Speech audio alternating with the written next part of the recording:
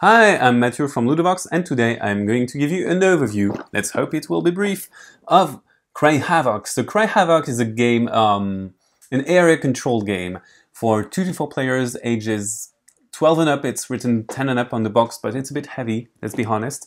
And a game would last around 1 or 2 hours. In Cray Havoc, we all landed on this beautiful planet that's full of resources and of crystals that we want to mine. And the problem is that we're not alone. So the robots have landed, space marines have landed, and pilgrims, which are weird full armed aliens, have landed.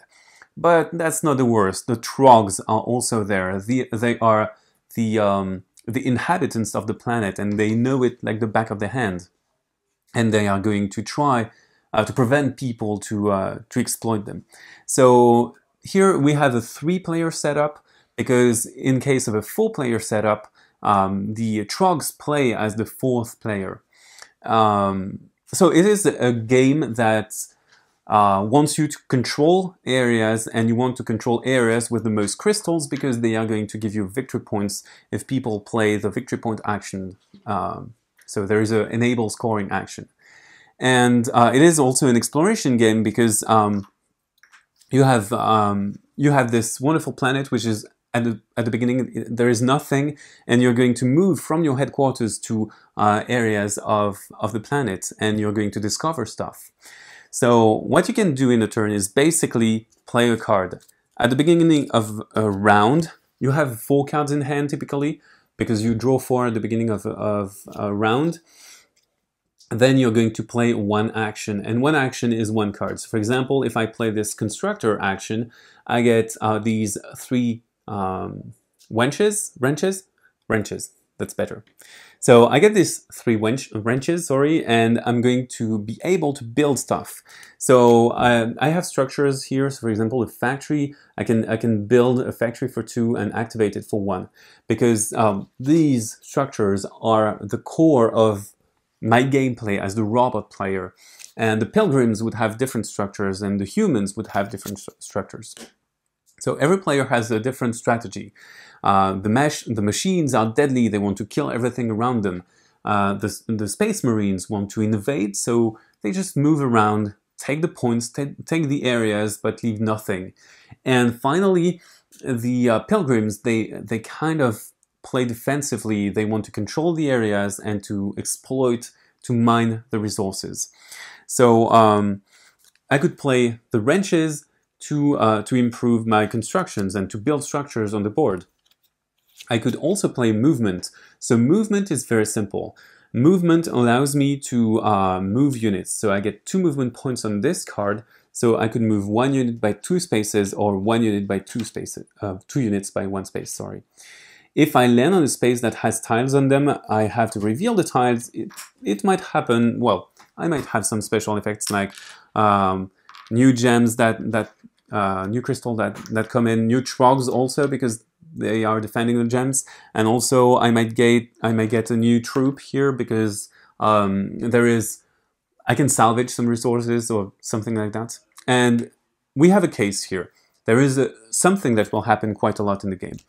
If 2 units of different factions are on the same space, there is conflict. There is an open conflict, and I have to signify that I am the attacker as the robot player, and then there is going to be a war here. And because there is going to be a war, no one can go there anymore. It's locked, and no one can target this except for some weird actions.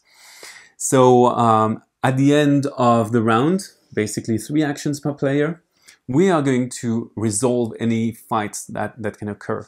So the fights are numbered, and we can go from fight to fight. So the fights are going to be resolved with this board, which is very interesting. We don't use dice or chance to resolve them. So the attacker and the defender have 3 priorities to check. First, the area control, then taking prisoners, which allows for victory points, and also blocking the opponents because you take the prisoners and they are not available for recruiting anymore.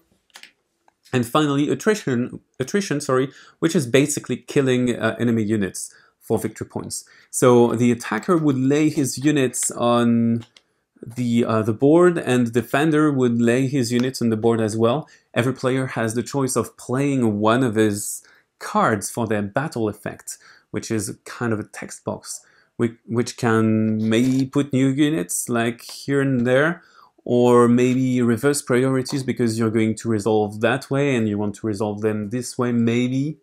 So it is very interesting, and it's going to happen pretty often in the game. And there is also something that happens every time there is a battle. New crystals are going to get discovered because of explosions. So this means that this area is going to become more valuable because now it's worth 4 points instead of 2. Let's imagine that I take control of the area with the robots, I lose 1 robot, and I get 2 robots back. So I remove this because there is only 1 faction remaining, and I have taken control of the area. So that means that I can build on it, and that if someone enabled scoring, I would get 2 and 4 points in this case.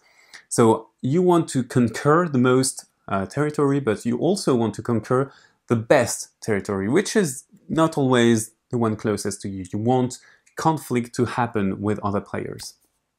So the game ends after a maximum of 5 turns because there is this scoring track and the events, and if the events overlap, you might not see certain events coming.